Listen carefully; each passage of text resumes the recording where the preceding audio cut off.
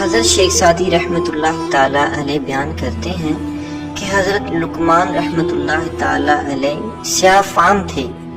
آپ ایک دن بغداد کے ایک بازار سے گزرے کہ ایک شخص نے اپنے گھر کی تعمیر کے لیے آپ کو اپنا بھاگا ہوا غلام سمجھ کر مٹی کھودنے کے کام پر لگا دیا۔ آپ وہاں 1 سال تک مٹی کھودنے کی سخت محنت برداشت کرتے رہے۔ 1 سال بعد اس شخص کا بھاگا ہوا غلام واپس لوٹ آیا۔ وہ آپ کو جانتا تھا۔ اس نے آپ کی جو حالت دیکھی تو آپ کے قدموں میں گر پڑا اور معافی مانگنے لگا۔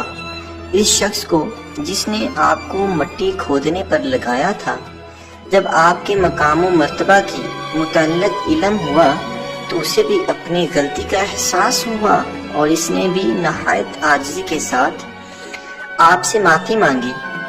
آپ نے فرمایا کہ جو ہونا تھا وہ تو ہو چکا ہے، میں اس کام میں بھی گھاٹے میں نہیں رہا، اور میں نے دنائی کی ایک بہت قیمتی بات یہاں سے سیکھی، اور وہ یہ کہ اپنے سے کم کو کبھی کسی مصیبت میں مبتلا نہیں کرنا چاہیے۔ میرا بھی ایک غلام ہے جس سے میں ہر قسم کے کام لیتا ہوں، لیکن اس مشقت کو اٹھانے کے بعد مجھے معلوم ہوا کہ اس قسم کے کاموں سے کس قدر روحانی جسمانی تکلیف ہوتی ہے۔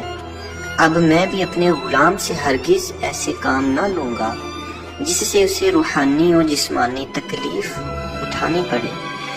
یاد رکھیے، حضرت شیخ سعدی رحمۃ اللہ تعالی اس حقائق میں بیان کرتے ہیں کہ رحم دلی اور خدا ترسی ایسے اوصاف ہیں جن کی بدولت انسان بلند مرتبے کو پا سکتا ہے۔ جب تک کوئی شخص تکلیف میں مبتلا نہ ہو وہ کسی دوسرے کی تکلیف کو نہیں سمجھ سکتا۔